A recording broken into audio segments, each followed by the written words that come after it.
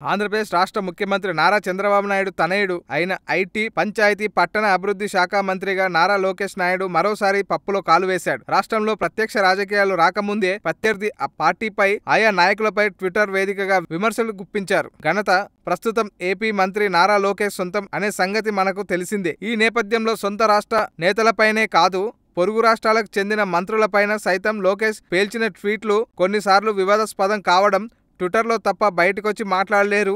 అలాంటి విమర్శలు ఎదుర్కోవాల్సి రావడం మనకు తెలిసిందే.